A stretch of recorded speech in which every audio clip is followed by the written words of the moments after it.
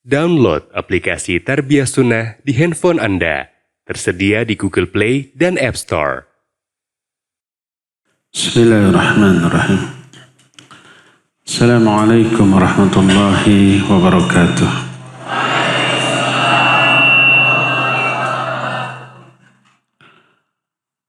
Alhamdulillahilladzi arsala rasulahu bil huda wa dinil haqq liyudhhirahu 'ala ad-dini kullih wa kafaa billahi shahida.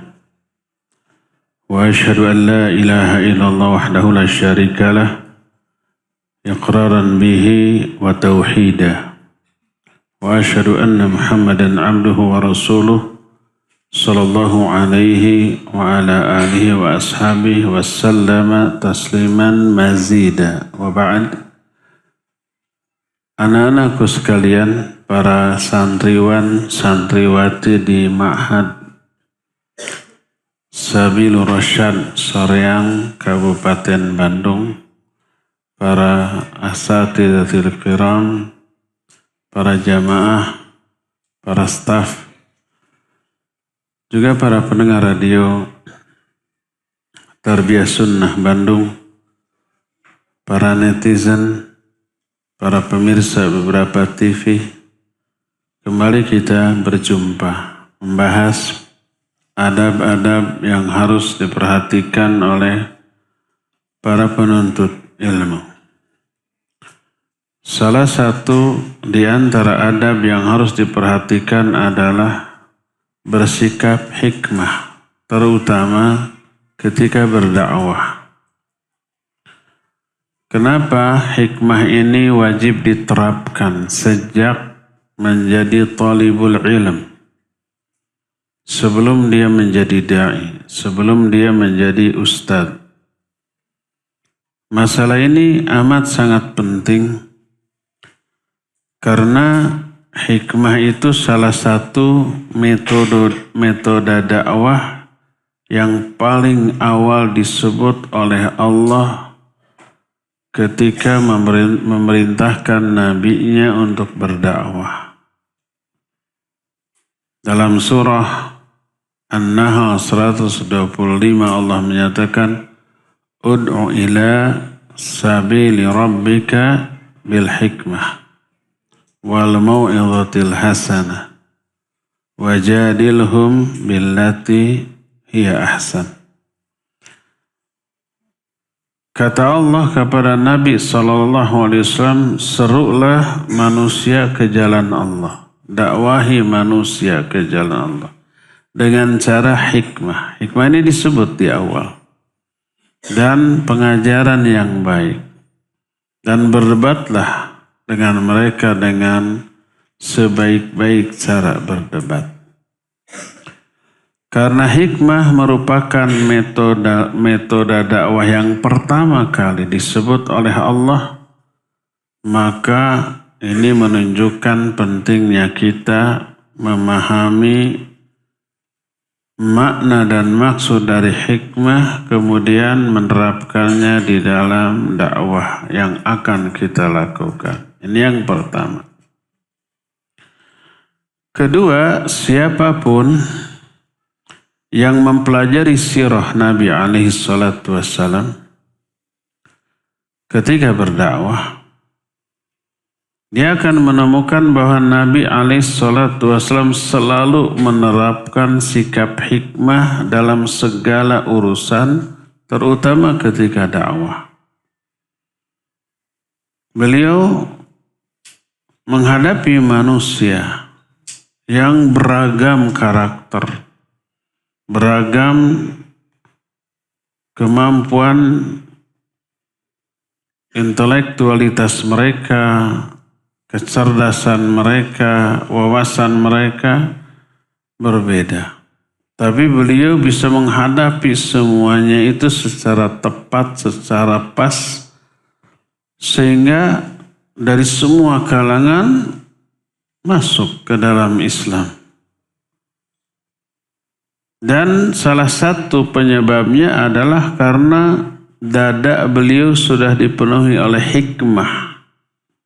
Sebagaimana Dalam salah satu hadis yang diterima dari Anas radhiyallahu an, kata Anas, kana Abu Dzar yuhadditsu anna Rasul alaihi salatu wassalam qala furija saqafu baiti wa ana bi Makkah fanazala Jibril fafaraja sadri thumma ghasalahu bima'i zamzam thumma jaa bi tostin baskom gitu min zahabin mumtali'atin hikmatan wa imanan fa'afraghahu fi sadri thumma atbaqahu thumma akhadha biyadda fa'urija bi. Kata Abu Dzar, dia menceritakan bahwa Rasul SAW berkata, atap rumahku itu tembus waktu aku berada di Mekah. Turunlah Jibril. Lalu dia membelah dada aku. Dioperasi. Yang melakukannya Jibril, lebih ahli daripada dokter bedah terhebat di dunia ini, dulu ataupun sekarang. Lalu hatiku dicuci dengan air zam-zam. Lalu Jibril membawa wadah dari emas yang berisi penuh dengan hikmah dan iman. Lalu Jibril mengisi dadaku dengan hikmah itu sampai full. Lalu ditutup lagi. Lalu Jibril mengambil kedua tanganku, lalu aku diajak mi'raj. Ini di bedahnya Nabi SAW peristiwanya dua kali. Pertama ketika remaja, kedua ketika akan melakukan mi'raj. Hadis ini sahih riwayat Imam Bukhari dan Imam Muslim dalam dua kitab sahihnya. Lihat, hati Nabi SAW dipenuhi oleh hikmah. Lalu hikmah itu diterapkan dalam seluruh perilakunya, dalam seluruh tindak tanduknya, termasuk ketika berdakwah. Karena itulah maka seluruh tindak tanduk Nabi SAW adalah hikmah. Dan siapa orang yang sudah diberikan hikmah, berarti dia sudah diberikan kebaikan yang sangat banyak. Allah berfirman dalam surah Al-Baqarah 269, wa may yu'tal hikmata faqad utiya khairan katsira. Siapa orang yang telah diberi hikmah, berarti dia telah diberikan kebaikan yang sangat banyak. Ini menunjukkan betapa agungnya sikap hikmah di dalam dakwah dan sangat pentingnya ini difahami kemudian diterapkan. Inilah alasan kedua, kenapa kita harus membahas hikmah. Ketiga, banyak orang yang salah faham tentang hikmah. Dikiranya hikmah itu terbatas kepada tindakan yang lembut, yang santun, pemaaf, sabar, itu saja. Kalau ada yang kasar dan keras disebut tidak hikmah. Ini sebuah kekeliruan dan pemahaman yang parsial. Parsial itu hanya memahami separuh atau setengah tentang makna hikmah. Padahal hikmah itu mencakup, pertama ya betul, kelemah lembutan, sikap santun, sabar, pemaaf. Ketika menjelaskan kebenaran secara ilmu, secara amal, secara keyakinan dengan dalil yang jelas, dan kelemah lembutan ketika berdakwah ini ditujukan kepada manusia-manusia yang memang baik, Mereka juga santun, cerdas, diberikan penjelasan yang lembut, mereka langsung menerima, tidak menentang. Itu hikmah. Tapi kadang-kadang hikmah juga menggunakan pengajaran yang baik yang mencakup ada targhib, ada tarhib. Targhib itu bahasa kitanya pangbibita, iming-iming, memberikan motivasi agar orang-orang itu terdorong untuk beramal. Kadang tarhib. Tarhib itu panyingsienan.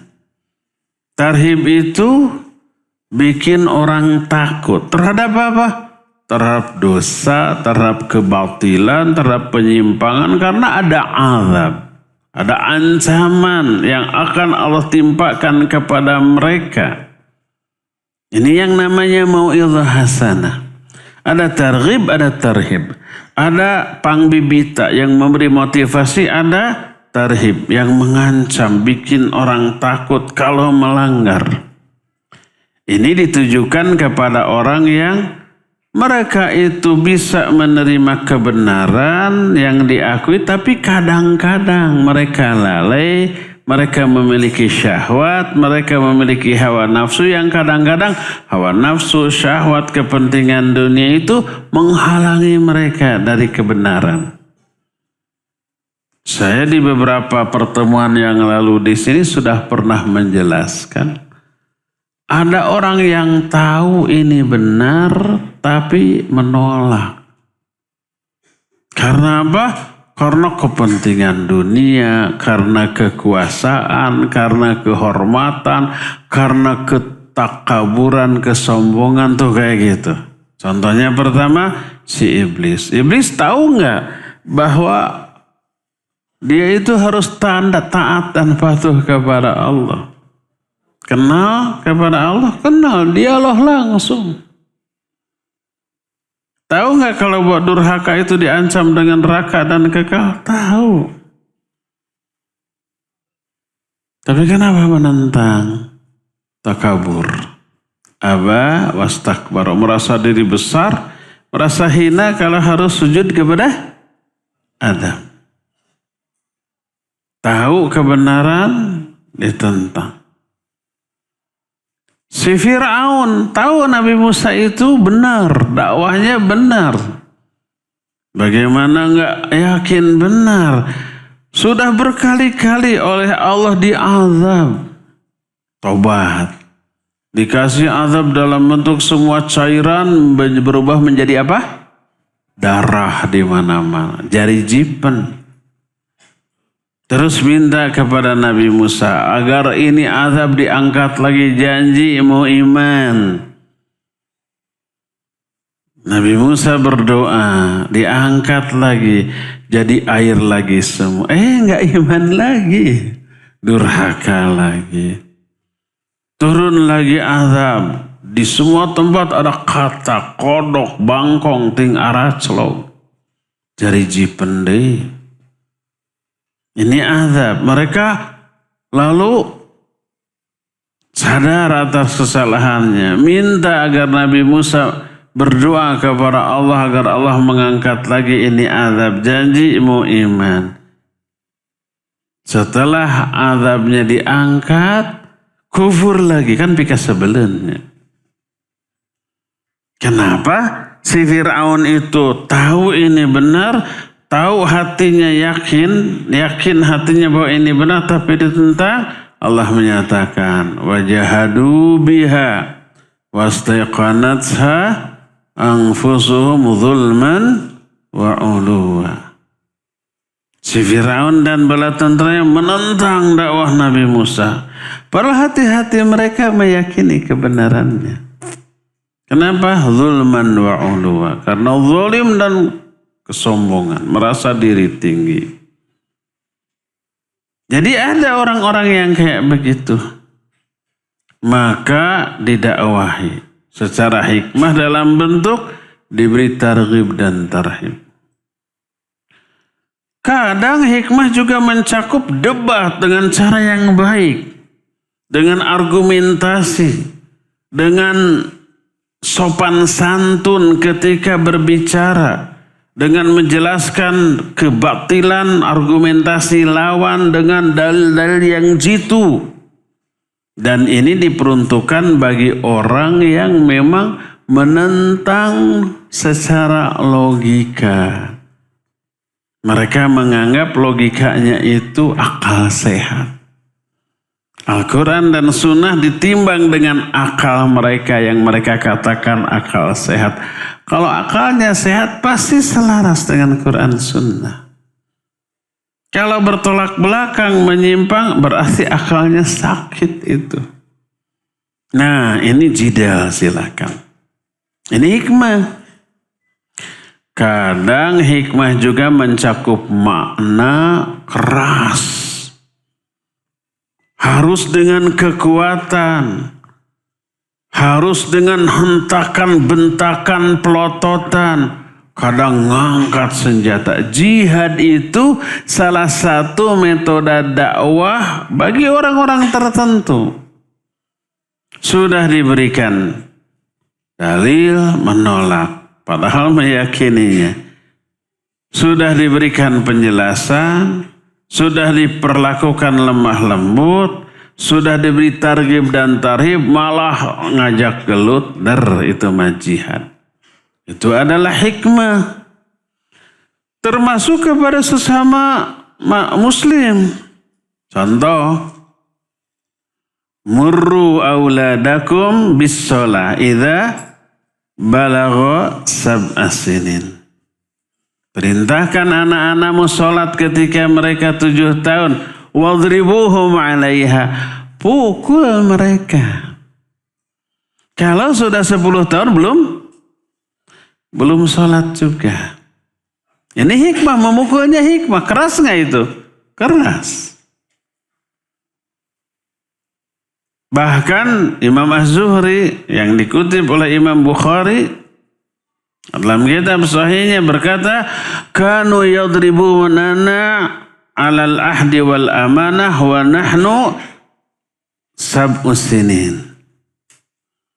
Mereka orang tua kami itu maksudnya para sahabat, sebab Imam Az-Zuhri itu tabi'in. Orang tuanya sahabat. Orang tua kami para sahabat suka memukul kami tentang janji dan amanah. Kalau ada janji yang dilanggar, amanah tidak ditunaikan, itu kami itu suka dihukum, dipukul sama orang tua. Kasar nggak tuh? Iyalah, itu hikmah. Siapa lagi yang boleh memukul orang lain? Suami ke istri. Boleh? Boleh kalau saatnya tepat. Allah merintahkan dalam Al-Quran. Surah An-Nisa ayat 34 Allah menyatakan, dari mulai ar-rijalu qawwamuna 'alan nisa. Terus di tengah-tengah ayat itu, wallati takhafuna nushuzahunna fa'idhuhunna wahjuruhunna fil madaji wadribuhunna. Wanita-wanita yang kamu khawatirkan akan durhaka, nusyuz, nentang ke suaminya, fa'idhuhunna. Papatahan, nasihati dulu mereka. Kata Ibnu Abbas, diberi targhib dan tarhib. Targhib itu memotivasi mereka untuk taat dengan pahala ini. Tarhib itu menakut-nakuti kalau durhaka gini. Itu makna fa'idhuhunna. Ya nurut juga, wahjuruhunna fil madaji, pisah tempat tidur, jangan tidur bareng. Kata Ibnu Abbas, la yukallimuha wa la yuhaddithuha, jangan ditegur, jangan disapa, jangan diajak bicara, adakan GTM. Tahu apa GTM? Gerakan tutup mulut. Jangan ditanya, jangan disapa. Didiemin, itu hajar. Bukan hajar. Hajar bahasa Arab itu maknanya mendiamkan. Jangan diajak bicara, jangan diajak ngobrol, jangan disapa, biarkan. Ditanya juga, gitu aja. Mudah-mudahan dengan itu wanita durhaka tadi nurut. Kalau nggak nurut juga, wadribuhunna, pukul mereka. Ini Quran, boleh memukul. Dan memukul istri yang durhaka yang sudah dinasihati nggak nurut, dipisah tempat tidur, dibiarkan nggak nurut, silakan pukul. Ini hikmah. Dan banyak lagi contoh-contoh lain. Nabi SAW bersikap kasar kepada orang tertentu. Nabi SAW melihat ada seorang sahabat memakai cincin dari emas. Beliau marah. Langsung disamperin, langsung dicabut sambil mengatakan, kenapa? Aku melihat salah seorang di antara kalian menyimpan api neraka di jarinya, lalu dibanting ke tanah. Kasarnya tuh, kasar. Itulah hikmah. Kenapa? Karena sahabat ini sahabat senior yang sudah lama keislaman, terdidik, terbina, masih ngelanggar. Sampai sahabat-sahabat lain kasihan, khudh wantafi' biha. Ambil lagi itu cincin. Manfaatkan, dijual atau apa, jangan dipakai. Saking kasihannya itu. Apa kata orang itu? Demi Allah, saya tidak akan pernah mengambil cincin yang sudah dibanting oleh Nabi SAW.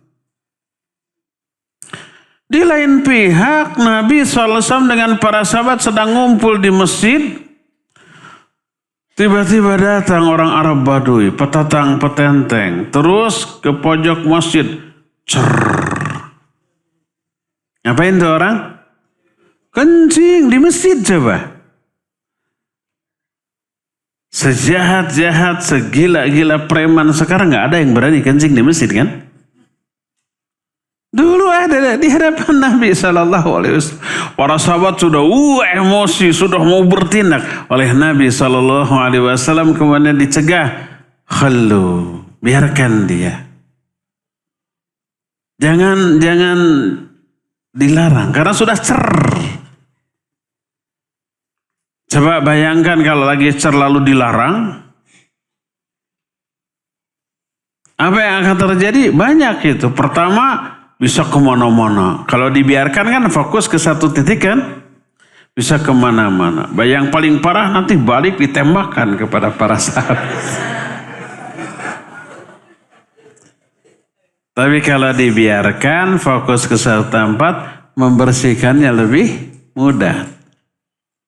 Setelah beres, Nabi SAW meminta seember air, disiramkan sambil berkata, inna hadzal masjid la yasluhu fiha min aqdarin nas.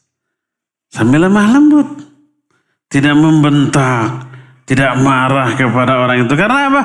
Karena orang ini awam, belum masuk Islam, belum faham, belum tahu. Masih lemah lembut tuh. Ini hikmah. Kenapa? Padahal kesalahannya lebih besar. Karena orang ini jahil, belum tahu. Jadi dengan lemah lembut dikasih tahu, ini masjid loh, tempat ibadah, nggak layak ada kotoran manusia. Jadi sikap Nabi lemah lembut, sikap para sahabat siap nyerang tuh. Beda kan? Gimana respon orang ini? Orang ini berdoa, Allahumma arhamni wa Muhammadan wa la tarham ma'ana ahadan. Ya Allah, berikan rahmatmu kepada aku dan Muhammad saja. Yang lain jangan dikasih. Beda kan responnya? Jadi kepada ini lemah lembut. Walaupun kencing di masjid, ke sahabat tadi kasar. Inilah hikmah. Nanti kita jelaskan apa makna hikmah. Salah satunya hikmah itu semakna dengan adil. Hikmah artinya isabatul haq fil aqwal wal af'al wa wad'u kulli syai'in fi mawadhihi. Hikmah itu adalah benar dalam ucapan dan amalan dan menempatkan segala sesuatu pada tempatnya. Bersikap dengan sikap yang tepat sesuai dengan kasusnya, momennya, orangnya. Nah, lihat bahwa Nabi SAW memperlakukan orang secara berbeda. Ada yang lemah lembut, ada yang keras.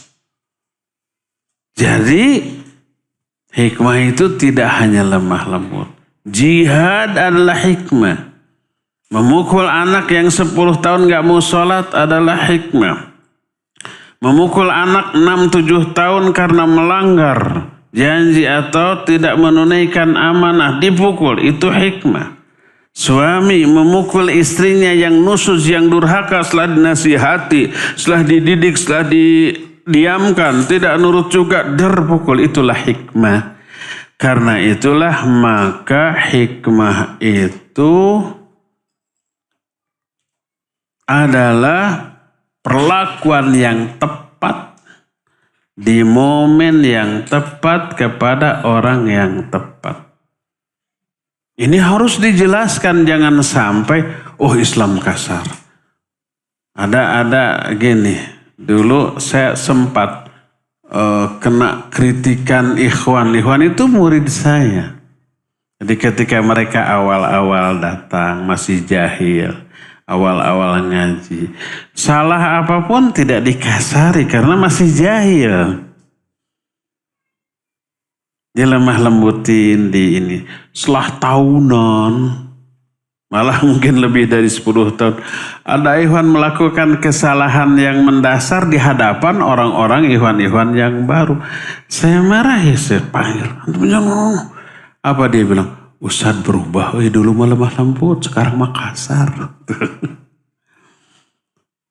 Ya berubah karena apa? Karena berbeda dari antara dulu dengan sekarang. Sama aja dengan anak kecil. Pas 7 tahun disuruh sholat, gak mau, dibiarkan, lemah lembut. Setelah 10 tahun masih gak mau sholat, dipukul. Apa kata si anak? Bapak berubah, dulu mah lemah lembut, sekarang mah kasar. Sama dengan begitu. Kalau setelah 10 tahun, 15 tahun gak mau sholat tetap lemah lembut, salah si bapak. Jadi itulah yang disebut dengan hikmah. Nanti kita akan jelaskan penerapannya dan melihat bagaimana penerapan hikmah ini oleh Rasul sallallahu alaihi wasallam dalam bermuamalah atau di dalam berdakwah, ya. Itulah beberapa alasan kenapa kita harus membahas tentang masalah hikmah di dalam dakwah dan dalam berperilaku. Ini muqaddimah. Pembukaan eta teh. Apa itu hikmah? Hikmah secara bahasa maknanya banyak.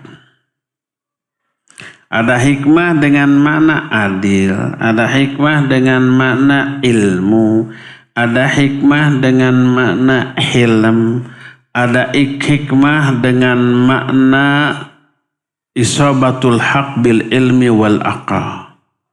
Hikmah itu sesuai dengan kebenaran, baik dengan ilmu atau akal.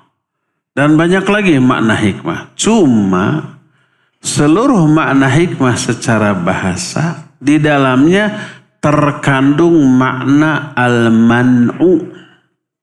Al-man'u itu mencegah. Contoh umpamanya adil, makna hikmah adil. Kenapa? Makna itu mencegah dari kezaliman.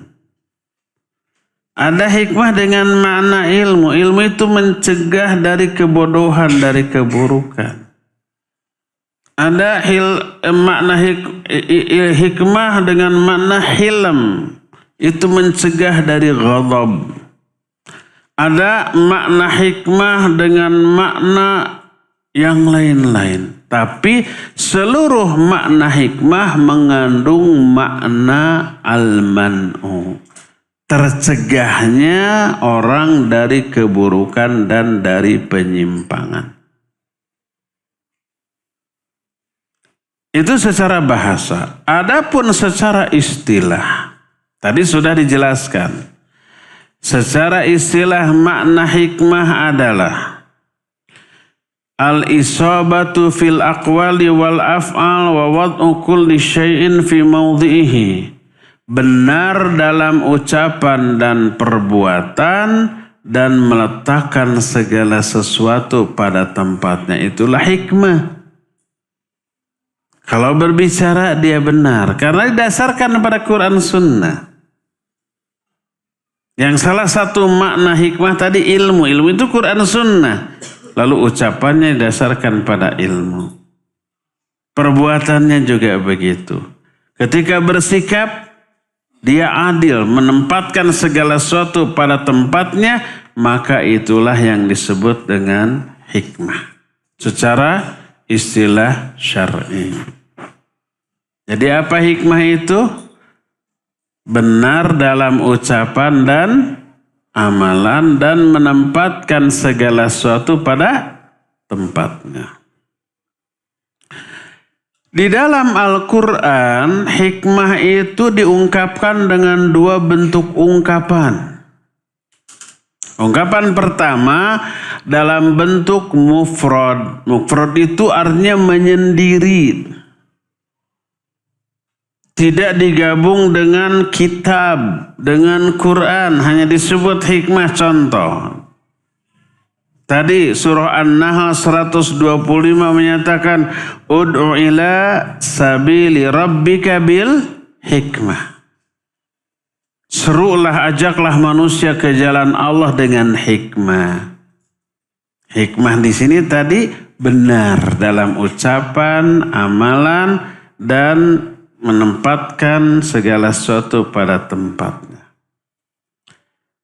Lihat lagi Al-Quran Al-Baqarah 269. Yu'til hikmata man yasha wa man yu'tal hikmata faqad utiya khairan katsira.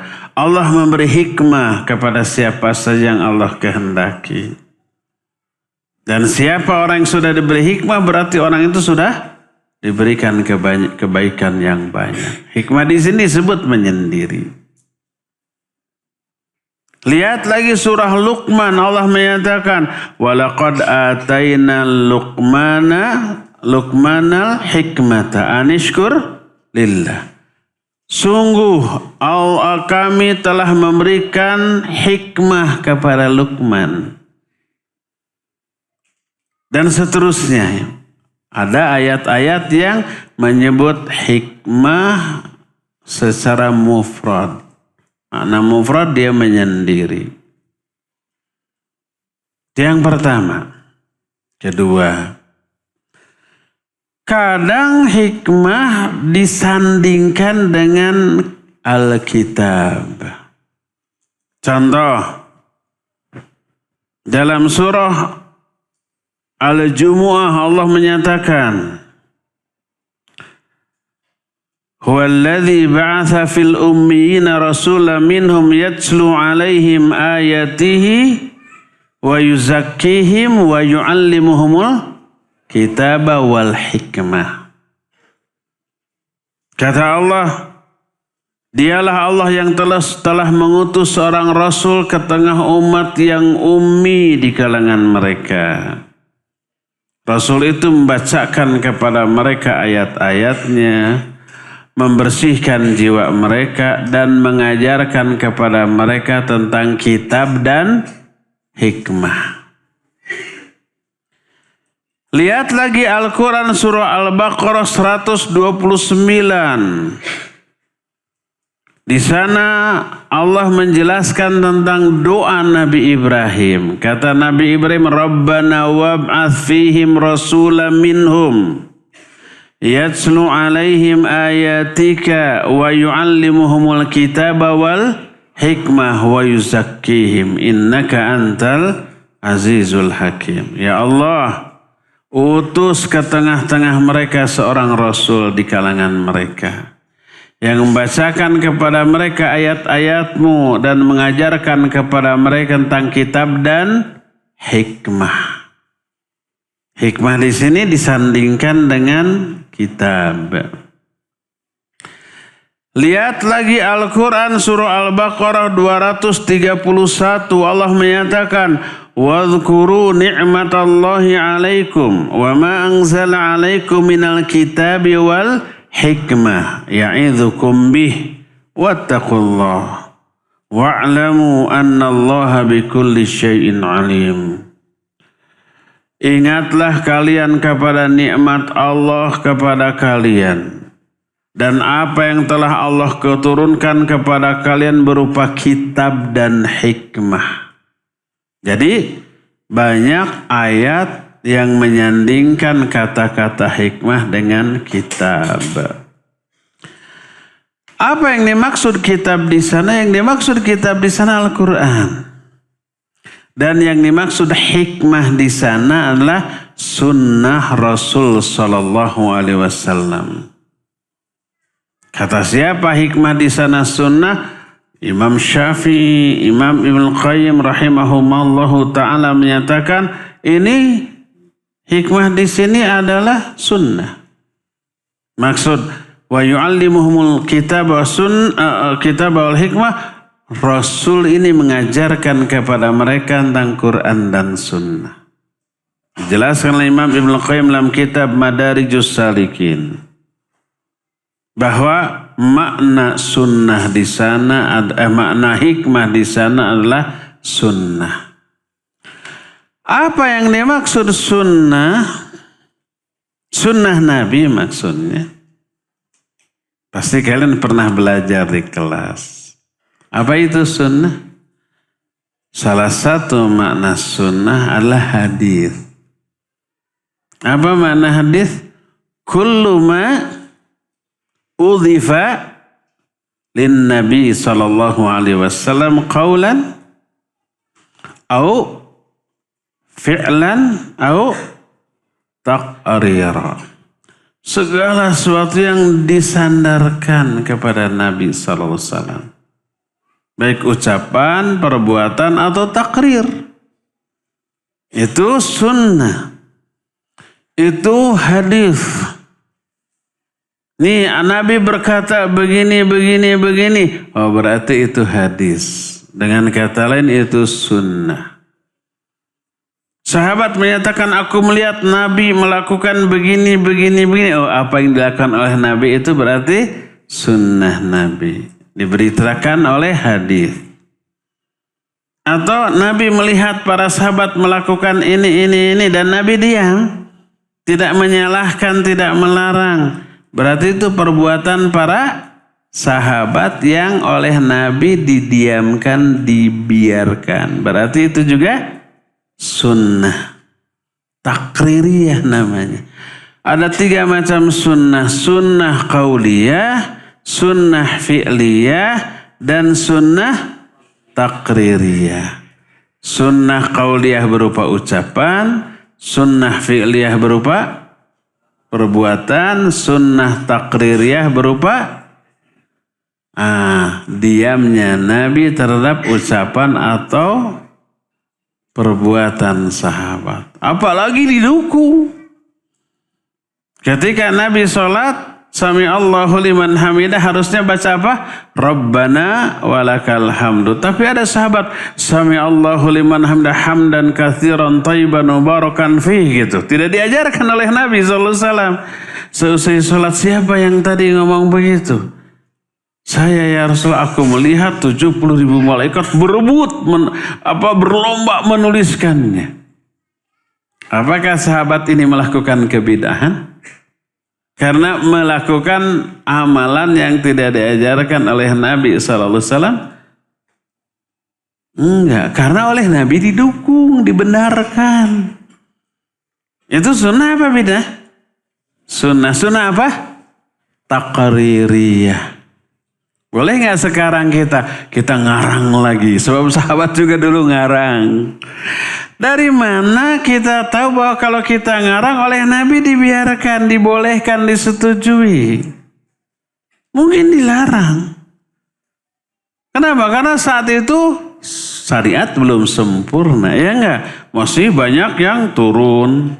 Ayat, hadis, kadang ada yang dimansuh gitu. Jadi adanya perubahan ya, adanya penambahan masih. Sekarang mah sudah sempurna, nggak boleh ada tambah-tambahan lagi, itu pertama. Kedua, apakah semua perbuatan dan ucapan sahabat yang dilakukan di hadapan Nabi dulu dibiarkan? Enggak. Ada yang dilarang? Ada. Contoh, menurut sahabat yang mengatakannya ini benar menurut otaknya. Seorang sahabat menyatakan, Masya Allah wa syi'ta.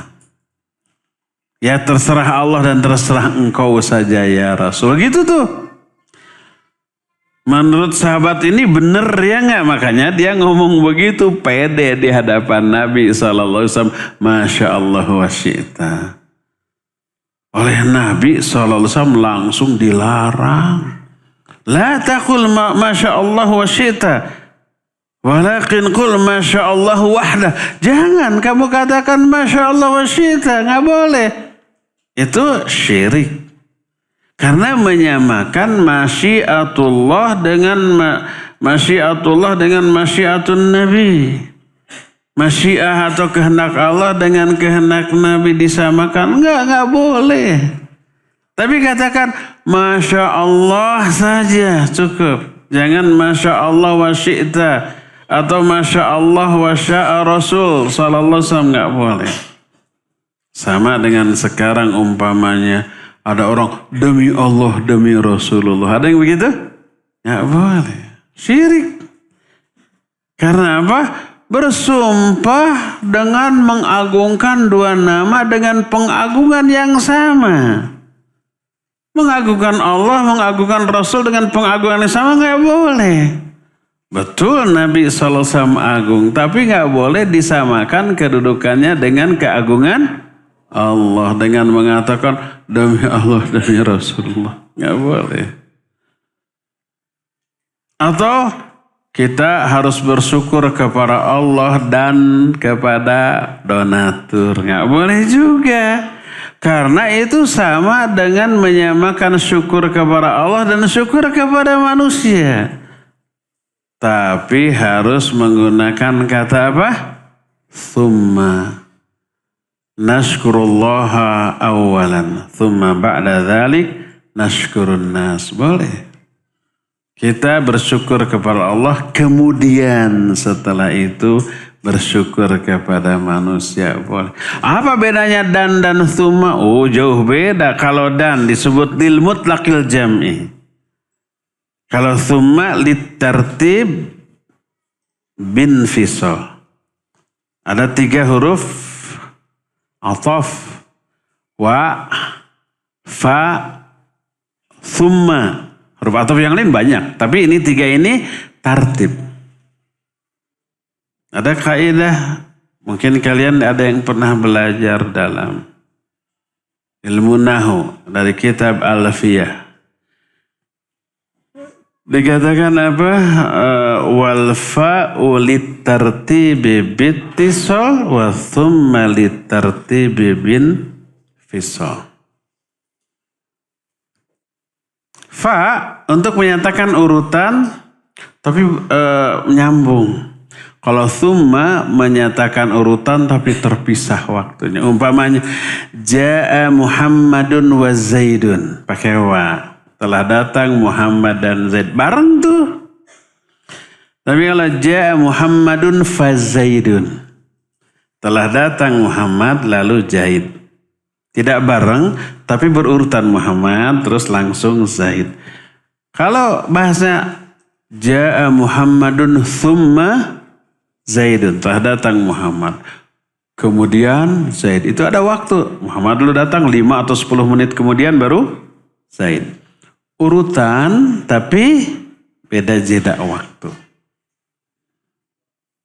Kita harus bersyukur kepada Allah dan kepada orang. Berarti menyamakan itu nggak boleh. Harus dengan thumma, dengan kemudian. Kita pertama bersyukur kepada Allah atas hidayah, atas kehendaknya, atas rahmatnya. Kemudian setelah itu kita bersyukur kepada donatur yang menopang acara ini. Boleh ya, karena tidak disamakan. Jadi ada sahabat dulu Masya Allah wa syi'ta ditegur.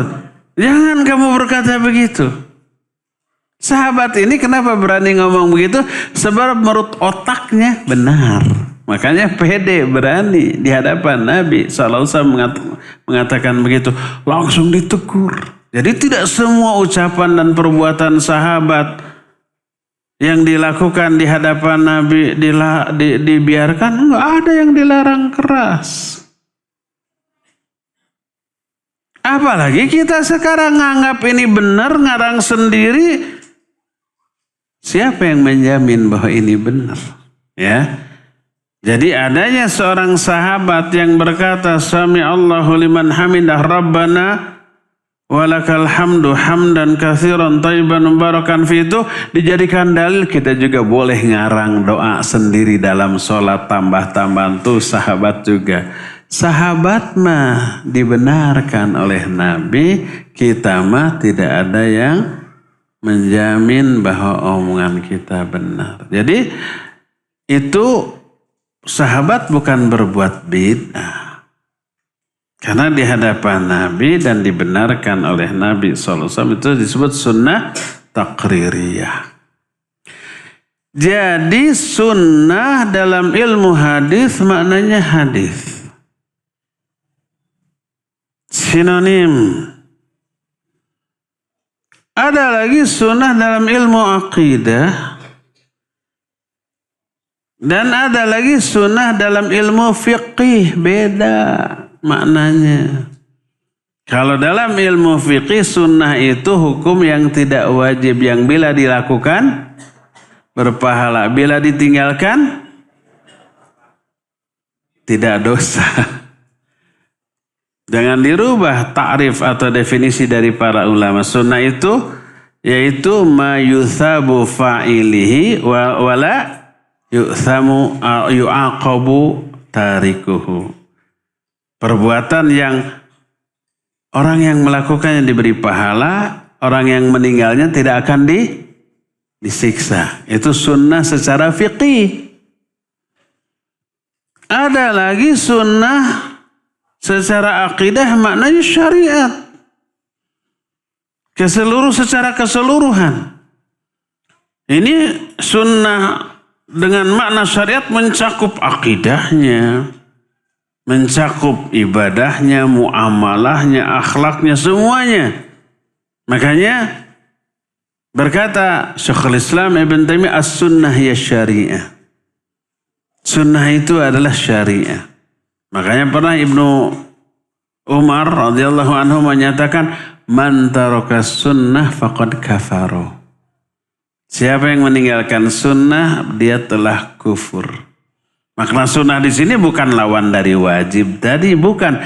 Tapi maknanya adalah syariat. Siapa yang meninggalkan syariat, kufur. Makanya ada kitab yang berisi lengkap akidahnya, imannya, masalah ibadahnya, dari mulai tata cara sholat sampai haji, masalah muamalah, masalah akhlak. Kitab itu diberi judul kitab As-Sunan. Kumpulan-kumpulan sunnah. Maksudnya sunnah di sini syariat. Itulah Sunan Abu Daud, Sunan An-Nasa'i, Sunan At-Tirmidzi, Sunan Ibnu Majah, Sunan Ad-Darimi, dan banyak kitab-kitab sunan yang lainnya. Isinya apa? Syariat secara keseluruhan. Jadi kalau umpama kita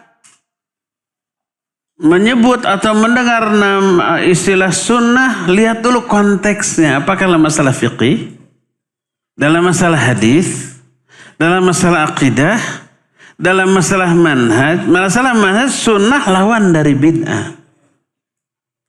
Oh, ini ustad-ustad sunnah. Ada yang dasar bodoh tentang masalah sunnah. Iya, kalian punya ustad sunnah, kami mah punya ustad wajib. Ada yang begitu? Ada. Ya. Terus katanya jenggot itu sunnah Nabi tapi wajib. Ini sunnah yang wajib. Katanya sunnah tapi wajib. Dia mentertawakan. Karena kebodohannya. Kita balik mentertawakan dia. Dasar bodohnya. Ini sunnah yang wajib. Sunnah di sana syariat. Syariat. Nabi SAW yang wajib untuk dilakukan. Bukan sunnah dalam pengertian fiqih tadi ya. Nah, hikmah salah satu maknanya adalah sunnah. Seperti yang disebutkan dalam ayat-ayat tadi, wa yu'allimuhumul kitaba was sunnah. Nabi itu mengajarkan kepada mereka tentang kitab dan sunnah. Sunnah di sana ada wa yu'allimuhumul kitaba wal hikmah. Hikmah di sana maknanya adalah sunnah ya. Inilah penjelasan tentang sunnah baik secara bahasa ataupun secara istilah. Sekarang bagaimana yang dimaksud dengan hikmah dalam hal dakwah dan bagaimana contohnya? Ini yang paling penting diketahui. Tapi waktunya habis. Kita akan terangkan di pertemuan yang akan datang. Untuk sekarang mah cukup sampai di sini saja dulu. Dan kita masih punya sisa waktu untuk bertanya jawab. Wa sallallahu ala nabiyina Muhammadin wa ala alihi wa ashabihi wassalam. Bismillahirrahmanirrahim. Assalamualaikum warahmatullahi wabarakatuh. Afwan, izin bertanya sedikit di luar tema Ustadz. Apa sebenarnya hukum musik atau nyanyian? Kami pernah mendengar bahwa musik itu haram, lalu bagaimana tips agar kami mudah untuk meninggalkannya? Apakah ada dampak suka nyanyi atau musik bagi penuntut ilmu atau penghafal Al-Quran? Bagaimana cara kami mendakwahi teman atau saudara yang menganggap musik dan nyanyian itu halal atau boleh? Mohon nasihati kami yang masih sering bernyanyi, bermain alat musik dan mendengarkan musik karena masih kesulitan untuk meninggalkannya. Demikian pertanyaan dari kami, semoga Ustadz berkenan untuk menjawabnya. Jazakallahu khairan wa barakallahu fiik. Tafadhol Ustadz. Baik, wa jazakillahu khairan wa fiik barakallah. Pertanyaan dari akhwat ya. Musik dan nyanyian disebut dengan sebutan naw' min anwa'is sautis syaitan. Salah satu di antara jenis suara setan. Salah satu cara setan menggoda dengan manusia dengan memperdengarkan suaranya. Allah merintahkan wastafziz alaihim bisautika. Provokasi mereka, goda mereka dengan suaramu. Suara setan. Ada beberapa jenis suara setan. Pertama, ada suara setan yang khafi sirri. Yang halus tak terdengar tapi langsung isinya muncul di hati. Itulah yang disebut dengan was-was. Was-was kata Imam Al-Qurtubi, bisikan setan. Yang isi bisikannya langsung muncul di hati tanpa terdengar apapun di telinga. Tiba-tiba ingin berbuat dosa, ingin berbuat maksiat, ingin mengabaikan perintah. Pokoknya setiap muncul keinginan untuk melakukan dosa, baik melanggar larangan ataupun mengabaikan perintah yang wajib, itu adalah was-was setan, suara yang tersembunyi. Kita nggak akan bahas terlalu dalam masalah ini. Kedua, ini nih, suara setan yang terdengar oleh telinga. Dan ini ada beberapa. Salah satunya, kata Imam Ibnu Qayyim rahimahullah, al-ghina wal ma'azif. Nyanyian dan ma'azif. Ma'azif alat musiknya. Itu termasuk suara setan yang terdengar.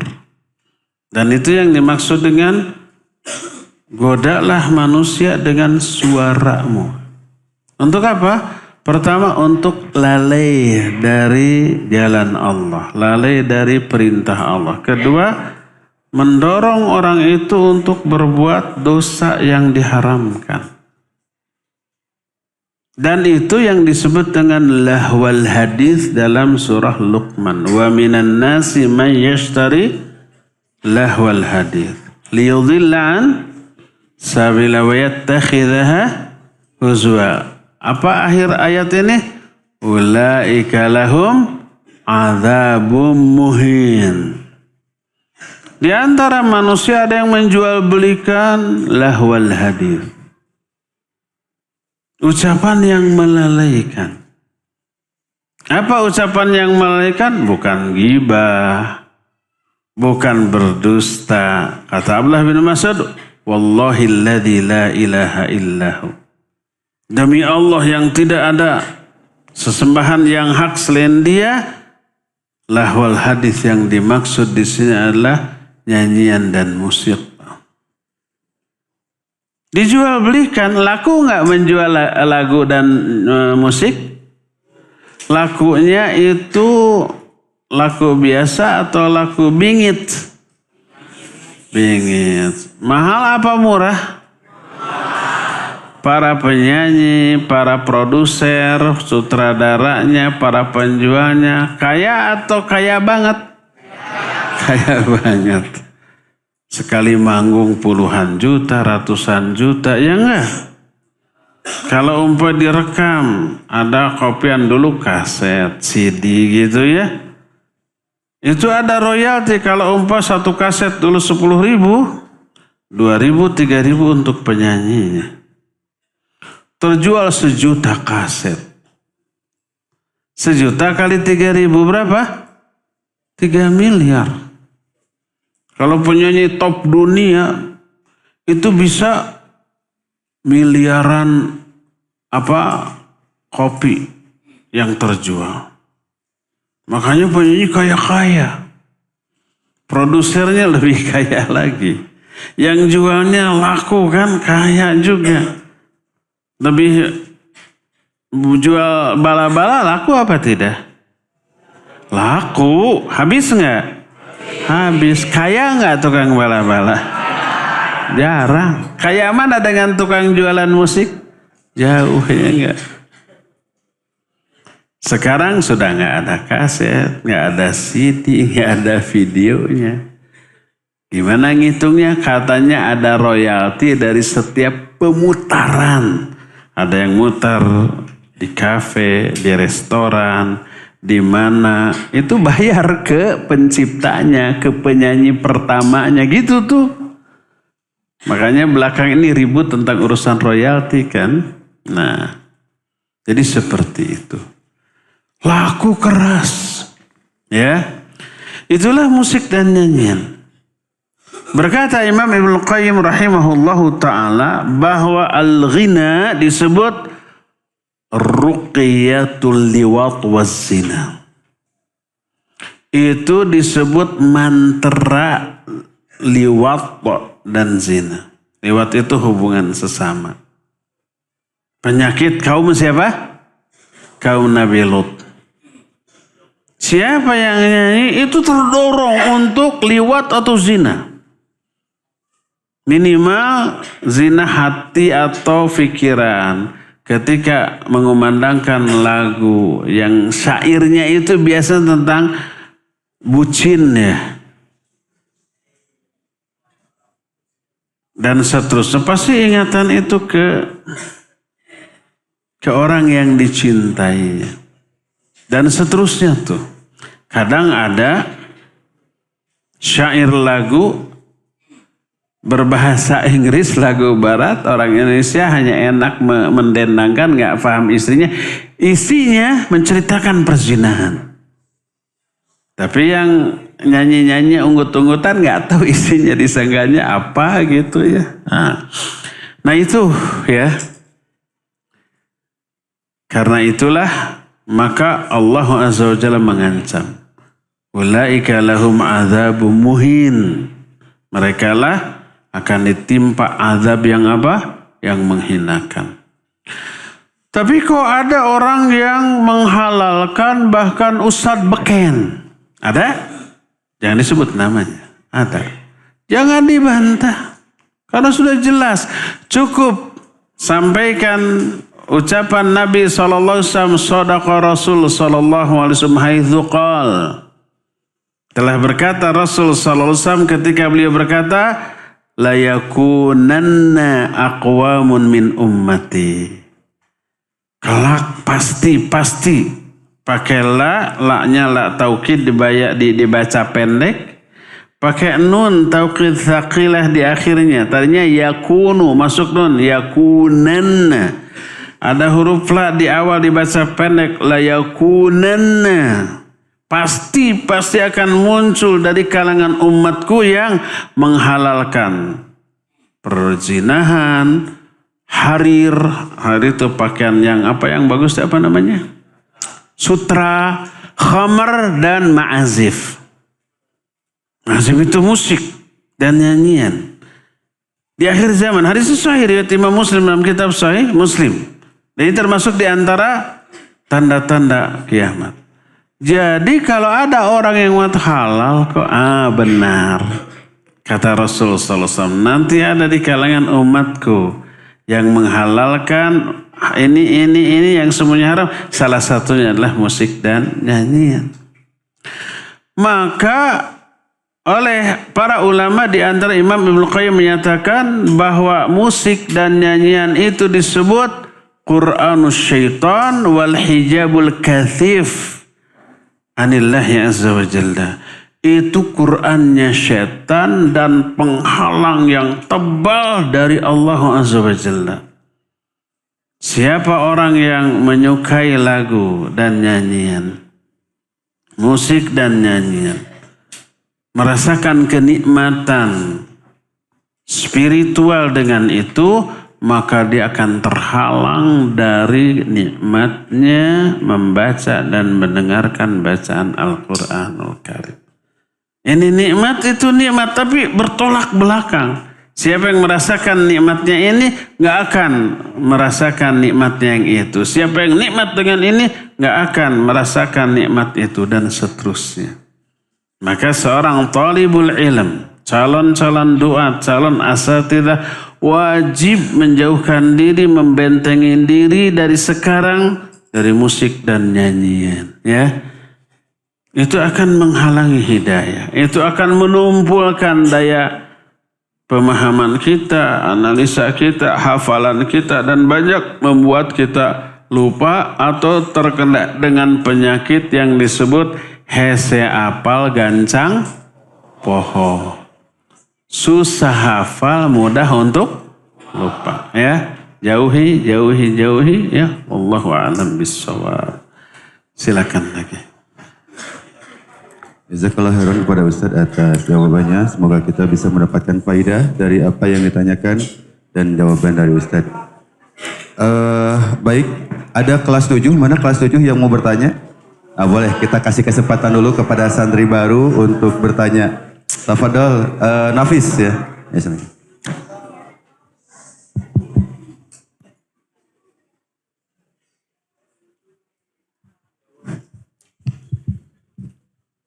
Assalamualaikum warahmatullahi wabarakatuh. Waalaikumsalam warahmatullahi wabarakatuh. Afwan Ustaz, mau nanya, kalau anak saya umur 10 tahun tidak salat tapi tidak dipukul sama orang tua, apa hukumnya? Syukran, terima kasih. Assalamualaikum warahmatullahi wabarakatuh. Waalaikumsalam warahmatullahi wabarakatuh. Ada anak sudah 10 tahun. Tidak sholat, disuruh nggak mau, malah kabur. Oleh orang tuanya dibiarkan. Apa hukumnya? Orang tuanya dosa. Kenapa? Karena tidak melakukan perintah Nabi SAW. Hadis tadi bernada perintah. Murru auladakum bis-shalah idza balagha sab'asin wadribuhum 'alaiha. Tuh. Perintahkan anakmu untuk sholat kalau usia sudah 7 tahun. Pukul mereka. Wadribuhum ini dengan fi'il amr. Dengan kata kerja perintah. Idribu. Wal aslu fil amr lil wujub. Pada asalnya perintah itu menunjukkan kepada wajib. Kalau tidak dipukul, anak itu kebablasan. Sholat, nanti lah, ya udahlah nanti aja, biarkan. Akhirnya sampai dewasa, dia tidak sholat. Bukankah 10 tahun belum balik, belum terkena kewajiban? Iya, anaknya tidak dosa, belum dosa karena belum balik. Tapi orang tua wajib mempersiapkan anak sebelum balik agar terbiasa sholat. Dilatih sejak usia 2 tahun. Atau kurang dari itu atau lebih dari itu. Diperintahkan anak sholat 7 tahun itu bukan diajarkan. Bukan. Diajarkan itu sejak kecil. Imam Sufyan Ats-Tsauri rahimahullahu ta'ala ditanya, kapan anak mulai diajari sholat? Diajari ya, bukan diperintahkan. Dengan cara dibawa ke masjid. Lihat ayahnya aja. Nanti kan tuturut mundingnya. Tuturut munding itu apa? Ikut-ikutan. Ayahnya ruku, ikut ruku. Ayahnya sujud, ngadapang. Nggak apa-apa, biarkan dulu. Tapi anak nanti jadi tahu gerakan-gerakan sholat. Kapan anak mulai diajari sholat?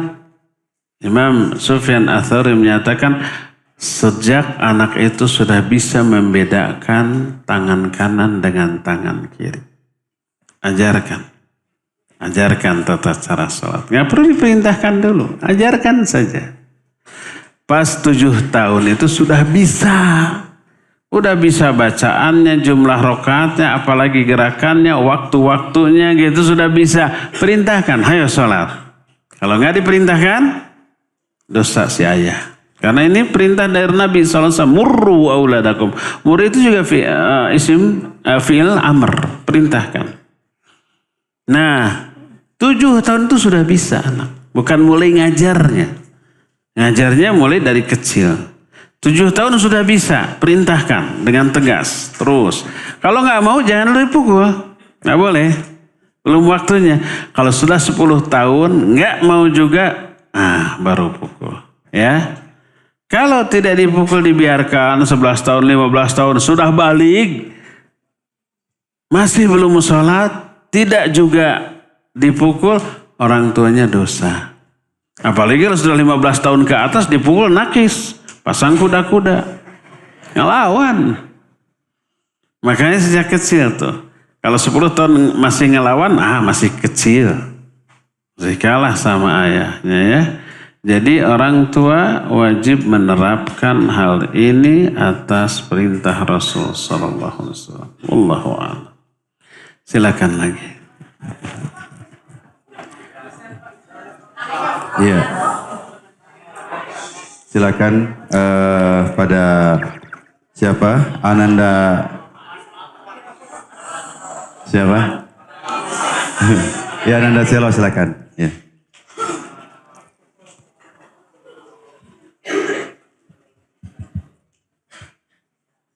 Assalamualaikum warahmatullahi wabarakatuh. Waalaikumsalam warahmatullahi wabarakatuh. Izin bertanya, bolehkah kita pakai bahasa Indonesia? Berdoa pakai bahasa Indonesia saat sholat? Sudah siapa namanya? Airlangga Selo. Dari? Kopo. Kelas? 7. Sudah? Mau duduk, mau berdiri terus? Berdiri? Sok atau berdiri? Udah duduk. Boleh nggak berdoa dengan bahasa Indonesia di dalam sholat? Kalau yang dimaksud adalah menerjemahkan doa-doa sholat ke dalam bahasa Indonesia, nggak boleh. Itu takbir, Allah Maha Besar. Ya Allah, jauhkan antara aku dan kesalahanku sebagaimana telah Engkau jauhkan antara timur dengan barat. Diterjemahkan. Nggak boleh, nggak sah. Apalagi Fatihahnya dengan menyebut nama Allah yang Maha Pengasih dan Maha Penyayang. Segala puji bagi Allah, penguasa semesta alam, yang Maha Pengasih dan Maha Penyayang. Tidak sah. Wajib diucapkan dalam lafal aslinya. Jangankan terjemahan. Apakah terjemahan itu Al-Quran? Bukan. Jadi dengan menyebut nama Allah yang Maha Pengasih, Maha Penyayang, itu bukan Al-Quran. Al-Qurannya Bismillahirrahmanirrahim. Terjemahnya bukan. Sama aja dengan umpamanya Alhamdulillahirabbil alamin. Tapi diungkapkan dalam bahasa Arab dengan kalimat lain. Alhamdulillahirabbil alamin diungkapkan as-sana'u 'alallah. Umpamanya Rabbul alamin, Maliku jami'il alam.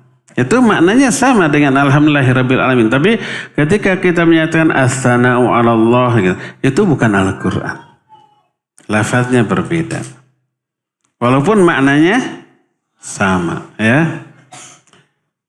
Makanya tidak sah sholat seseorang yang menerjemahkan doa-doa sholat ke dalam bahasa lain.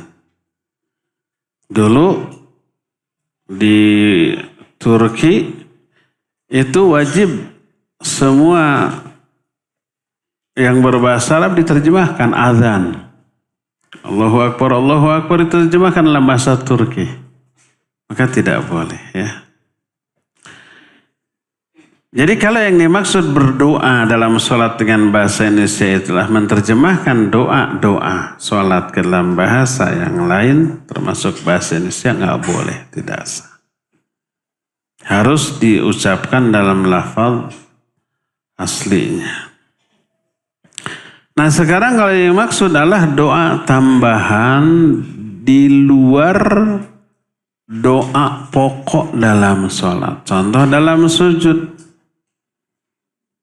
Aqrabu ma yakunu bainal abdi wa baina rabbih wa huwa sajid fa'akthiru fihi du'a. Jarak terdekat antara seorang dengan Allah adalah ketika sujud. Perbanyak doa dalam sujud.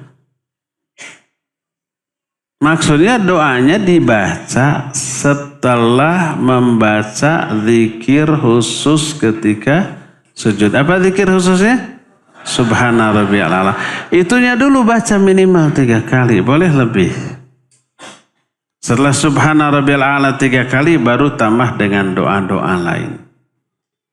Subhana rabbiyal a'la jangan diterjemahkan Maha suci Allah, Rabbku yang maha tinggi 3 kali, nggak boleh. Ungkapkan dengan lafaz aslinya. Setelah itu tambahkan doa lain sekehendak kita. Nah, apakah boleh nggak berdoa dengan bahasa Indonesia atau bahasa lain selain Arab? Ikhtilaf para ulama. Jumhur menyatakan boleh. Syekh Al-Utsaimin rahimahullahu ta'ala menyatakan tidak masalah.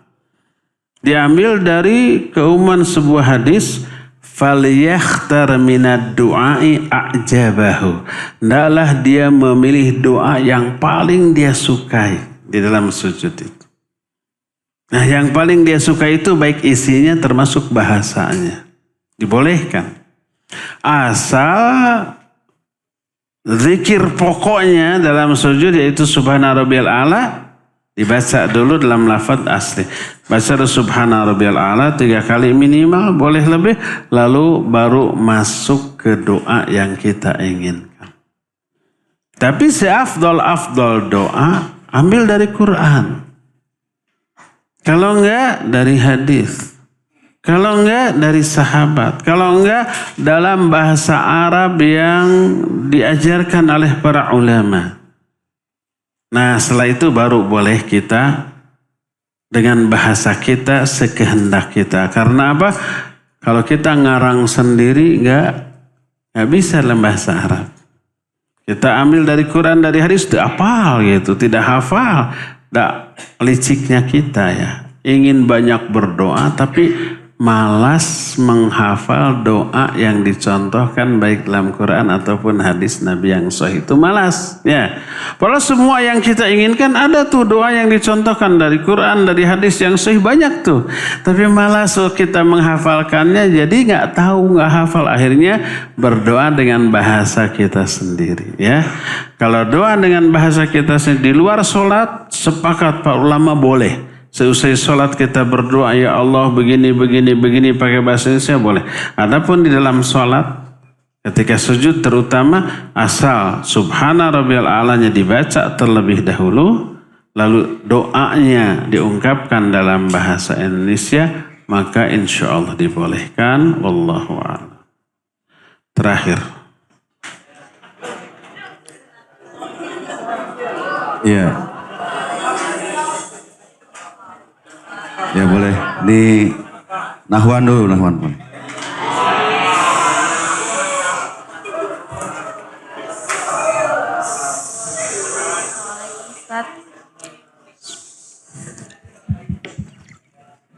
Assalamualaikum Ustaz. Waalaikumsalam. Nama anak Nahwan dari kelas 7A. Izin bertanya, apa hukumnya jika seorang guru memukul atau menghukum muridnya secara fisik? Ini curhat apa nanya? Atau laporan? Tayyib, barakallahu fiik. Boleh enggak guru memukul muridnya? Barakallahu fiik. Ini kita berbicara menurut tinjauan syariat. Nanti jangan dibenturkan dengan hukum positif yang berlaku di Indonesia. Kalau dulu zaman saya ada murid nakal dipukul guru, terus murid ini ngadu ke bapaknya, Pak saya dipukul, oleh bapak itu malah ditambah. Makanya tong bangor tuh, jebrode lebih keras daripada pukulan gurunya. Makanya kalau ada dulu murid yang dipukul guru, dihukum, dimarahi, nggak berani ngomong ke orang tuanya. Karena orang tua zaman dulu tahu pasti ini nakal anak saya. Kalau laporan, dipukul, dihukum bakal ditambah. Memalukan kamu tuh sampai dihukum, sampai dipukul. Pasti kamu gini ya, kan gitu. Itu zaman dulu. Sekarang mah konon ya, saya nggak melihat tapi sering dengar.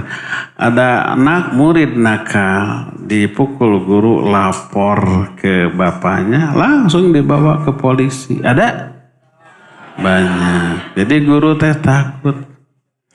Pas anak murid ada yang ngajak gelut segala macam, dibiarkan. Dihukum, urusan dengan polisi. Makanya kualitas lulusannya juga berbeda ya. Jadi curhat juga. Jadi pertanyaannya apa tadi? Boleh nggak guru memukul murid? Iya. Adanya ayat, hadis, perbuatan sahabat yang membolehkan memukul orang yang bersalah, anak yang bersalah, menjadi dalil bolehnya juga dilakukan oleh guru ke murid. Tadi sudah dijelaskan ayah boleh memukul anaknya yang 10 tahun tidak sholat. Suami boleh memukul istrinya yang durhaka setelah melalui tahapan pembinaan. Terus orang tua memukul anak-anaknya karena melanggar janji dan tidak menunaikan amanah. Dalam rangka mendidik, dalam rangka meluruskan, dalam rangka agar anak tidak kebablasan di atas kesalahan, boleh dilakukan. Baik oleh suami ke istri, orang tua ke anak, juga guru kepada muridnya. Asal sepadan, termasuk apa? Termasuk tuan kepada hamba sahayanya. Asal sepadan antara kesalahan dengan hukuman. Jangan sampai kesalahannya kecil lalu dipukulnya sama palu gitu. Seorang sahabat datang, "Ya Rasulullah, saya punya berapa hamba sahaya. Mereka suka durhaka, suka melawan, suka tidak menurut. Kadang suka saya beri hukuman, kadang suka saya pukul. Apa saya berpahala, apa berdosa?" Kata Nabi SAW, kalau hukumanmu di bawah kesalahan mereka, kamu berpahala. Kalau hukumanmu sepadan dengan kesalahan mereka, kamu tidak berpahala, tidak dosa. Tapi kalau hukumanmu melebihi dari kesalahan mereka, kesalahannya kecil, dihukumnya berat, maka kamu berdosa. Berteriaklah orang itu menjerit, lalu berkata, "Saksikan olehmu ya Rasul, aku bebaskan semua hamba sahayaku." Jadi boleh menghukum dengan pukulan bila memang kadar kesalahan sudah parah. Dan kadar pukulan setimpal minimalnya dengan kadar kesalahan, tidak boleh lebih. Apalagi kalau umpamanya sampai menimbulkan cacat, maka tidak boleh ya. Tapi kalau sepadan dibolehkan, itu yang pertama. Ini berlaku dari suami ke istri, dari orang tua ke anak, dari guru ke murid, dari hamba sahaya kepada dari tuannya kepada hamba sahaya. Kedua, tidak boleh memukul bagian wajah atau kepala dengan cara ditempeleng, digaplok, diteke gitu ya. Ketiga, tidak boleh menimbulkan bekas. Tidak boleh apalagi sampai cacat. Umpamanya dipukulnya dengan apa?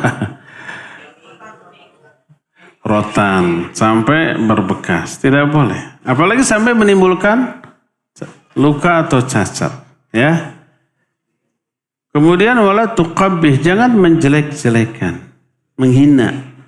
Boleh memukul dalam rangka menghukum dengan catatan pertama tidak menimbulkan bekas, yang kedua tidak memukul bagian wajah, tidak menimbulkan cacat, dan tidak boleh menjelek-jelekan, menghina orang tersebut, ya. Maka itu beberapa batasan memukul dalam rangka menghukum, ya. Wallahu a'lam bishawab. Cukup sampai di sini, insyaallah kita jumpa kembali di pertemuan yang akan datang.